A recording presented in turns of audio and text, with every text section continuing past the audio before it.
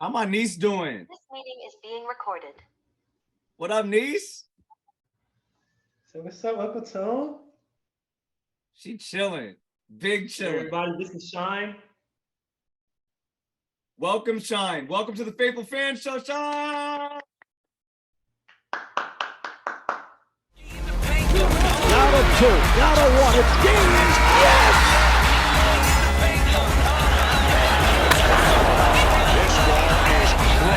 MC Cannibal, rap Hannibal. Here to change the game, mainframe, all y'all programmable. Coaching on tracks, balling like a paper like Phil. I'm obvious if real, my rhymes convict and heal. Welcome to the Faithful Fan Show. I'm your host, Tony Cook. I am joined today by the chosen one, Julian Petway. What's up, Julian? How you been? Tone, what's good? What's good, Faithful Fan? What's good, JD? It's good to be with y'all, fam. Yup. And I'm also here with JD, Be the Baddest. We also call him our everything sports, combat sports related insider. He's going to give us the updates on that always. And Chargers. Everything Chargers. He got us. And at times Padres. You know, shit, you better be ready. Jordan's all over. Jordan know a little bit of everything. We're low. Everything Dago, JD got it. Yeah, everything Dago, JD got. Ever since I known that, man, he been all Dago. So JD, before we get started, I know you told me you was watching the fights. Can you give the fans an update of what's going on today in the UFC world? Well, no. I can tell you about this. Right now, there's a champ versus champ fight, and it's gonna be going on. But as of right now, I got money on fights that are currently happening. Luckily, I got ESPN Plus package, and I'll be able to go back and see what happens. So as far as what's happening live, you saw how quickly I was like, no spoilers. But tonight, the main event, and honestly, this card is kind of a sleeper. I'm getting kind of tired of the UFC and how they do it. The better fights are during fight nights. And then the pay-per-view cards, they put 3 really good fights at the end, and then they be throwing your daddy's uncle up in there, dude, they ain't fought in 3 years. And I'm like, I'm not paying no $70 for that. You know what I mean? So we'll see what's up. So basically, it's you're a dedicated Faithful Fan Show, resident, taking time away from the UFC fights live. He said, no, guys, I'm gonna go back and watch them later. See, that's It's no biggie. It's no biggie. I got rewind, boy. We good. We good. The money's not gonna change. It's not gonna change my bets because I wasn't watching them live. Let's go. So we gonna get right to it. I want to get you back to your fights, JD, but my boy JP, I know you've been dying to talk about this trade deadline and everything that's happened. Lakers, I know the Nets made some trades. I know who else made some big moves? Suns? The Suns made some big moves. Excuse me. Elephant in the room, the Suns. JP, I'm gonna let you kick it off.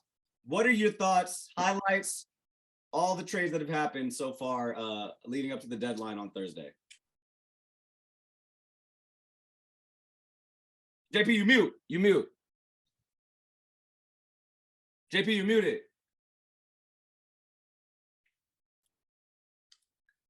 JP, you're muted. JP! Oh, my bad.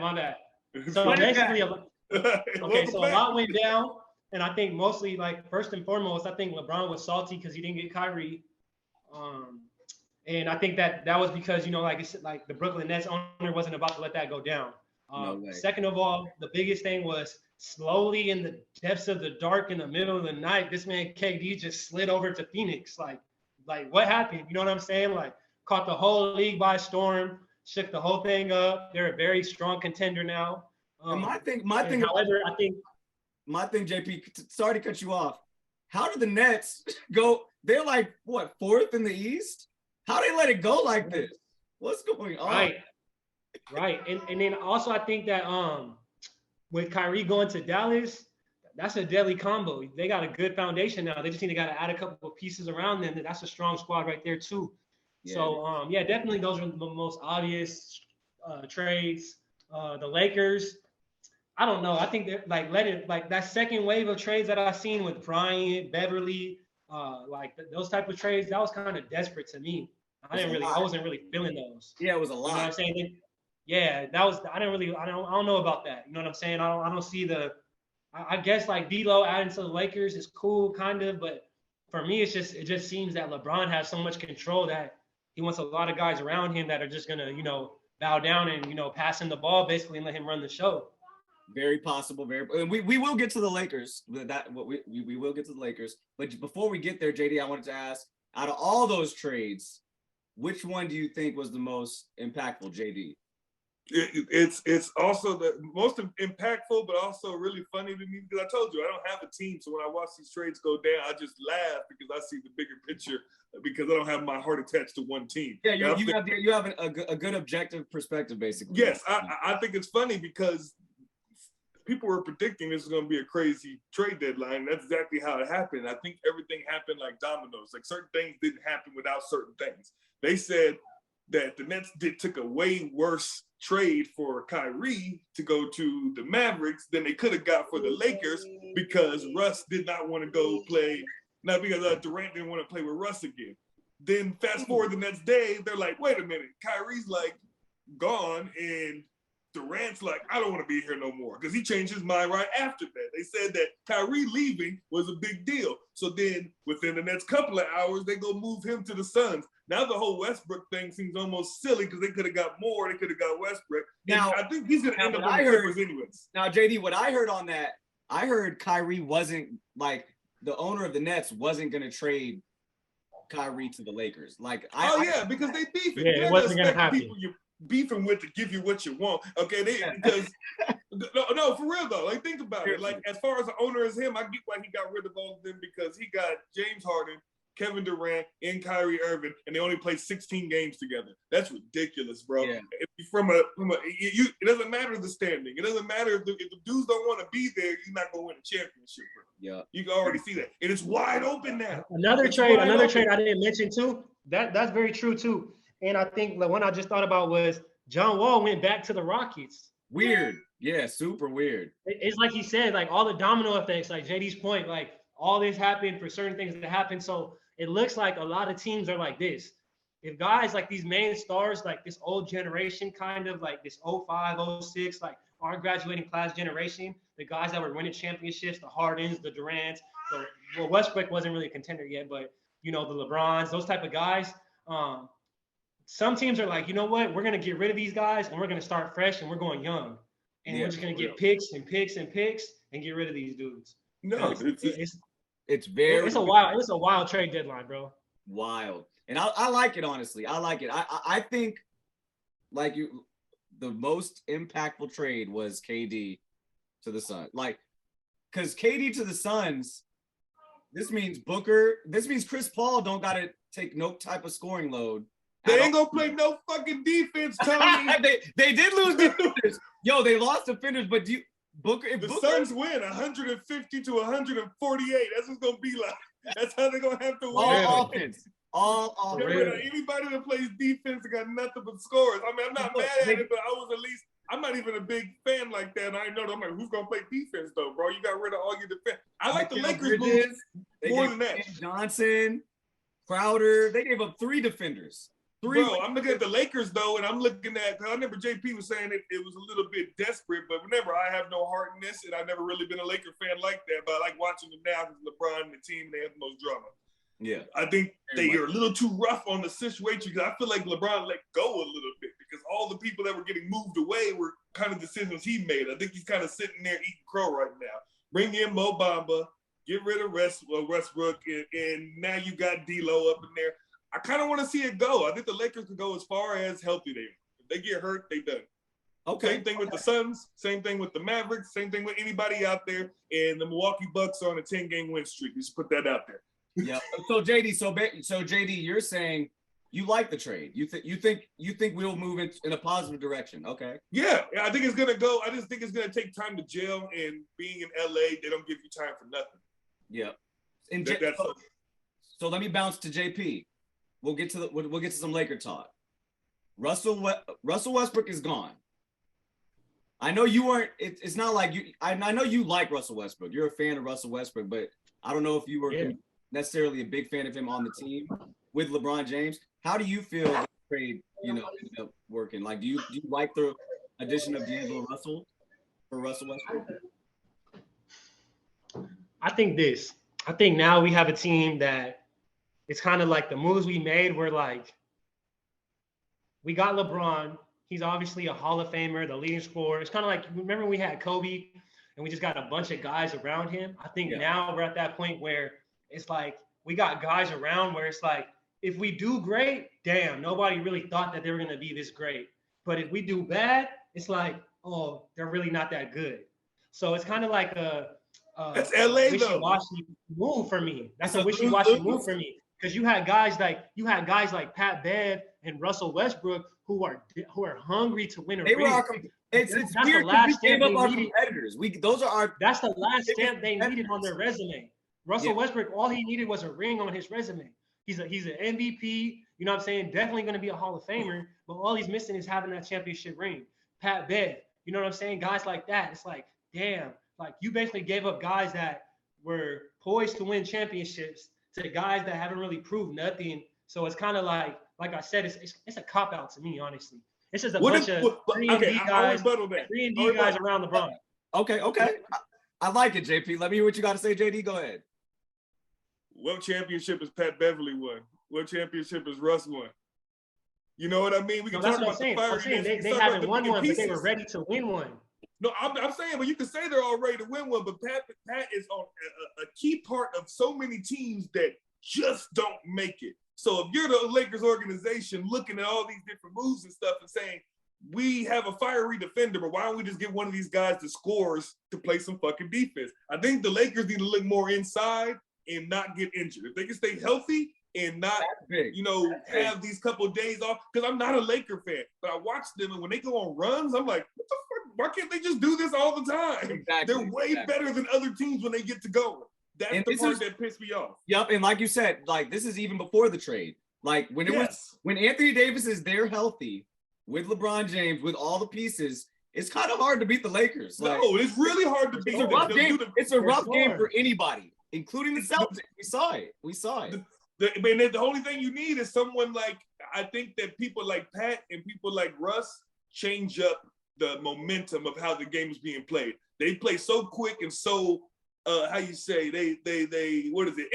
They move a lot more improvisational when they have the ball, and especially Russ. And then Pat, not really an offensive player. He's a disruptor. He's like but he's not the size of Draymond Green. If he was Draymond Green big, I'd be like, keep him. But the Lakers need size. When they won the shit, they had size. They had JaVale, they had Dwight, they had LeBron, and they had AD, and that was hard to deal with down there while Rondo was over there just flicking. So that's the thing, though. That's the thing, like you said. So adding Mo Bamba, is he really like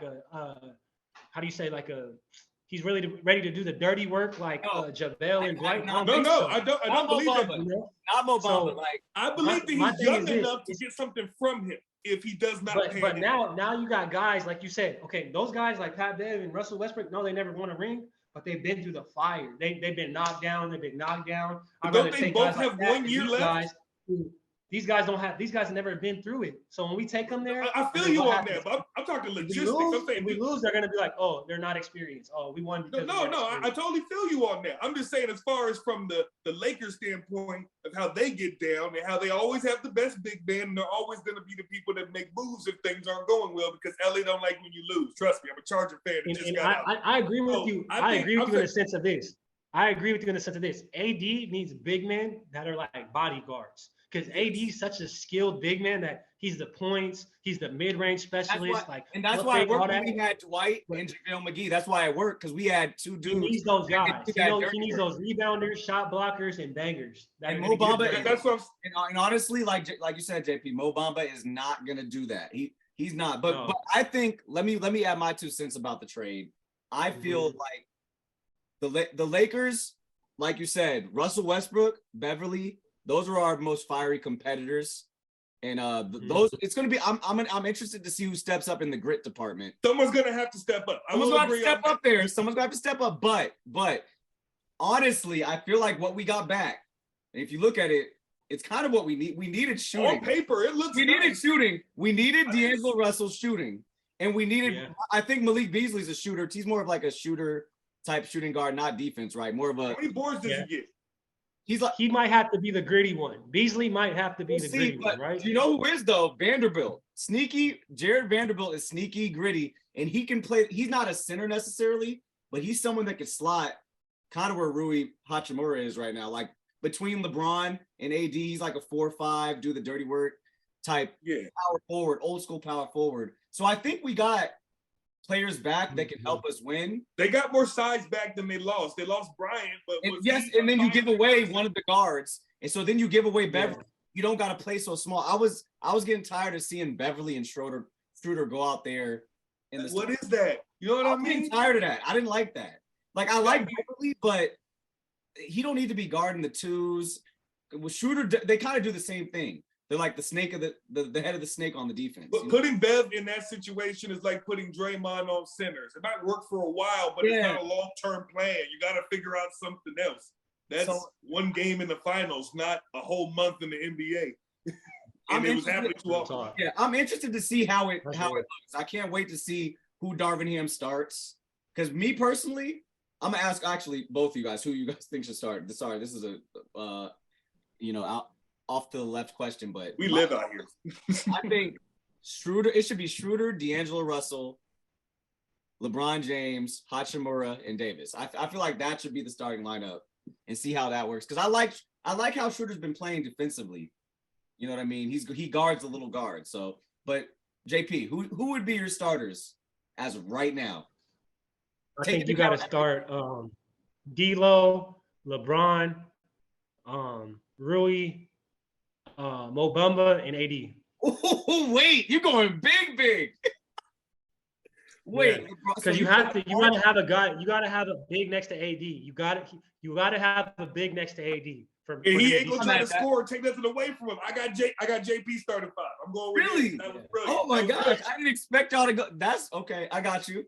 You don't always have to have the best players on the court at the same time. That's why. Do we think Mo Bamba is ready for that? Do we think Mo Bamba is ready to start? No, but I'm saying we have no choice.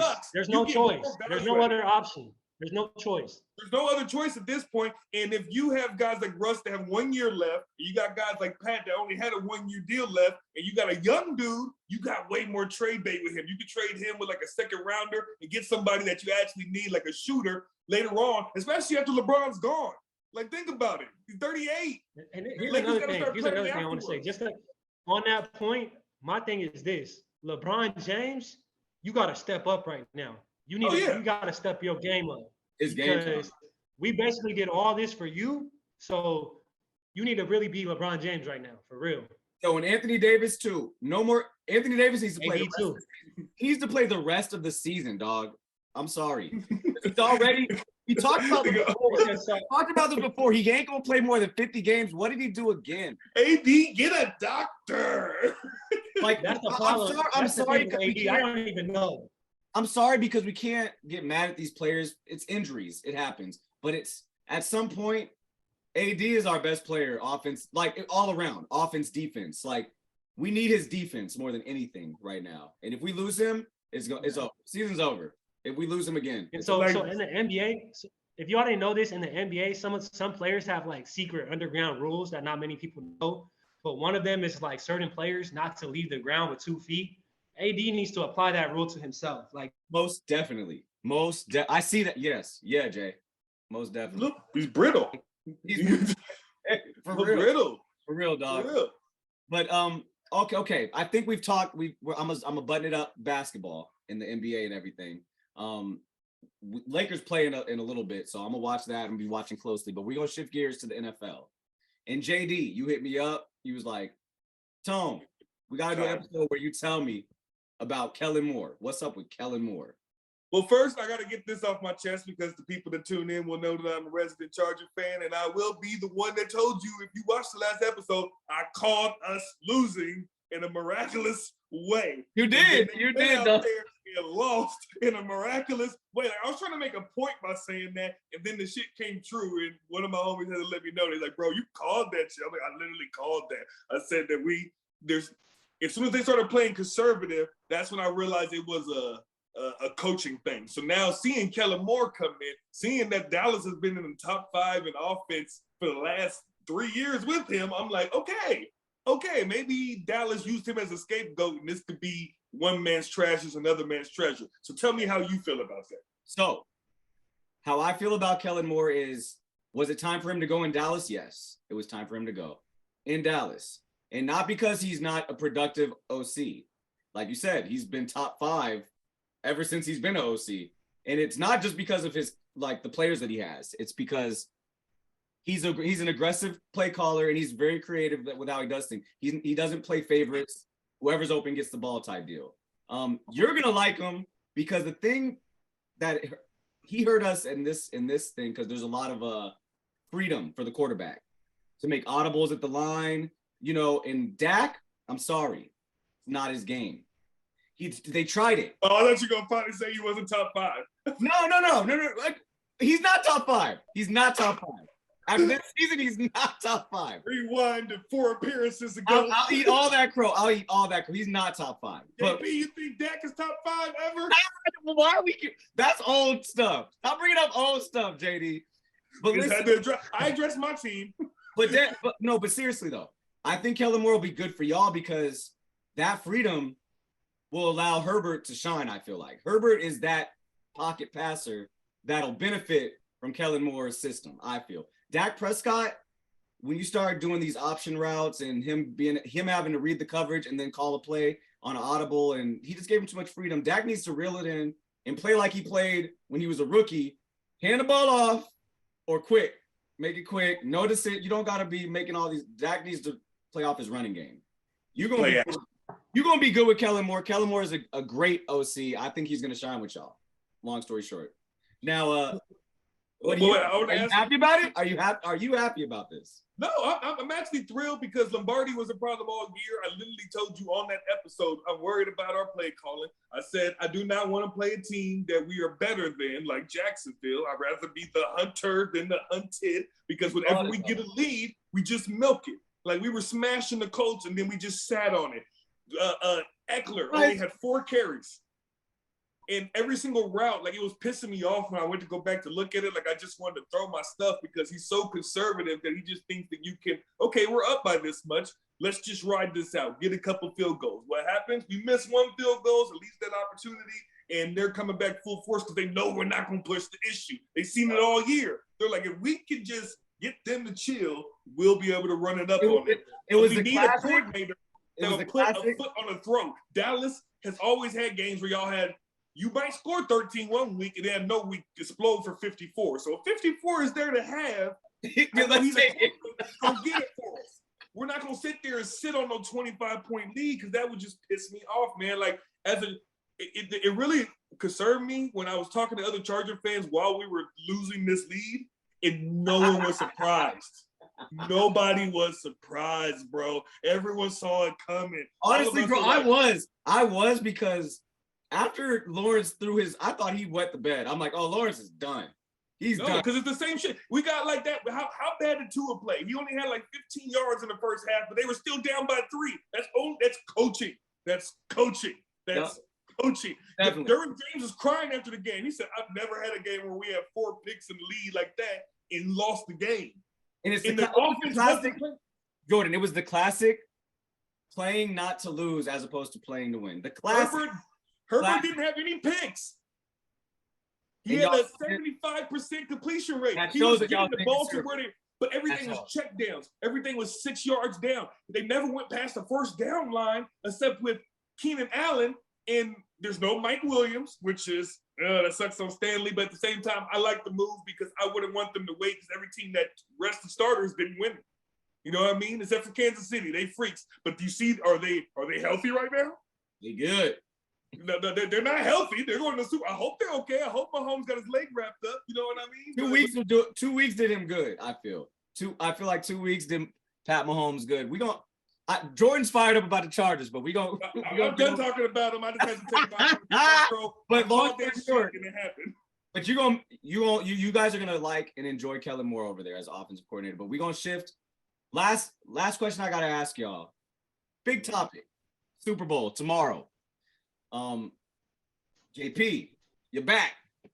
But let me hear. Y'all can hear me? Yep. Now I know JP, you're 49ers, right? for the most part. Or Yeah, your my family's 49ers fan. I'm like JD though. Honestly, with the NFL, I'm like JD because growing up in California, my daddy used to take me to 49ers, Raiders, Rams games, Chargers games. So I Just had so appreciate much NFL experience. But college football, USC Trojans, like I'm a big fan for USC. NFL wise, you know what I'm saying? Like my family's strong 49ers fans. Yep. So Jay, let me ask you, going into this week or this Super Bowl, Yeah. who do you think will come out as champion? Jalen Hurts and the Eagles or Mahomes and the Chiefs? Who you got? And give me a score. You think it's going to be an offensive game, defensive game? I got Chiefs 24, Eagles 17. I like it. One score game. Mm. I like it. Ugh. Mm. That's a dirty that sounds like you hit it right on the head. If I was going to, honestly, that's probably what I would have said. JD, what is your score if you had to pick a score? 31, 27, Philadelphia Eagles, and the city burns. Oh my God. Philly will be on fire. They're going to knock over the Rocky statue. Philly don't know how to act. Win or lose, Philly going to burn. But Either way, it's going to win or lose. Philly burning. I think it's going to be one of those games where the Chiefs will fall just short because of the injuries. Because I didn't know Kelsey was injured. I know that Mahomes' legs is hurt, and I know that the Phillies' defensive line likes to get at you. And I remember last time that I didn't know that Kelsey was injured either. Wait, what is it? Yeah, it just popped up in the report. Like they said, he's not going to be completely healthy by the time the Super Bowl happens. But players hide injuries now because with the new NFL protocols, they might make you sit down. A head injury, automatic. But what people don't talk about is they updated the actual injury protocol to where you have to give it like, and it's not just going to worry about the head; they're going to worry about everything. Found out that freaking Justin Herbert had a torn rotator. He has surgery on his shoulder. Look, I'm gonna say this. I'm gonna say this. Let me just say this real quick. In the big games, big players show up. So injuries like that, it adds another element for somebody like them to be more focused. And we've already seen Patrick Mahomes do that last week. No, I'm just saying the last time I saw bro. Patrick Mahomes in a Super Bowl, he was playing against the team he was supposed to gut. And they had really fast linemen. He was running for his life the whole game. And the Eagles got that. Eagles got fast linemen and linebackers. So they are fast, smaller dudes. They're not gigantic dudes, but they're Let me just say this too. I think because the way the Chiefs won their last game, it was like it made them humbled. So I think they're gonna come out sharp. That's why I think the exact opposite. I think it's gonna be an adrenaline dump. I think it's going to be an adrenaline dump. I think they went through all that to get through those Bengals who they couldn't beat all year, couldn't beat last year. They finally beat them, and they're going to see an Eagles team that's just happy to be there, running like mother. They got some stallions. They're so fast. Like, when I watched them, I was like, this is weird. AJ Brown was the centerpiece that pushed it to another level.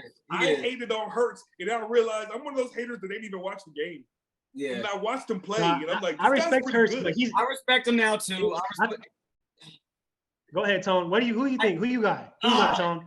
Guys, so if I was picking with my brain, like if I put money on the game, I put it on the Eagles. Honestly, because to me their team, they have a better collective team, offense, defense, special teams, everything. But I want Mahomes to beat the ish out of the Eagles. Like I don't want the Eagles to walk away with a trophy. Like you said, AJ Brown helped out tremendously because now you see Devontae Smith making all kind of crazy grabs because he got one-on-one coverage. You know what I'm saying? So and plus two, I'm a Charger fan, and we can't run the ball, so we can't beat the Chiefs. How do you beat the Chiefs? You keep the ball out of Patrick Mahomes' hands. What do the Eagles do better than they can run that ball. They can run that ball. And then Kelsey in there. Look, I'm gonna say this. Let me say this. Hold on. Let me say this. Just like y'all said earlier, the Eagles are just happy to be there. I think the champs are going to show, and they're going to show why they're real champs. And I like what you said. I want to do is I like what you said, JP.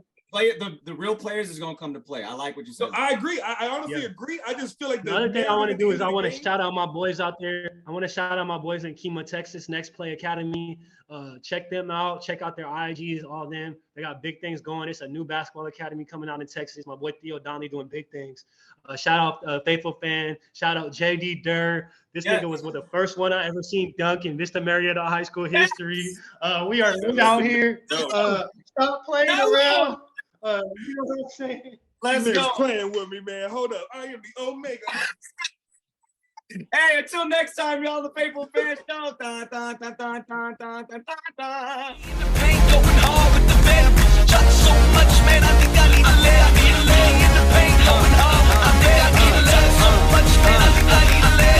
Animal, MC Cannibal, rap Hannibal. Here to change the game, mainframe, all y'all programmable. Coaching on tracks, balling like a paper like Phil. I'm obvious if real, my rhymes convict and heal. A world blind, my lines a red pill, real. Ball like I've been here, rookie in his prime. Focus like Jordan the second time. Kobe in playoff times, you know believe when I drop. Call for it, Kellingo in the Blizo spit. Auto like free throws by Ito. Circle loose stroke magic. Rhymes over all y'all like dirt for two. Rookie in the game,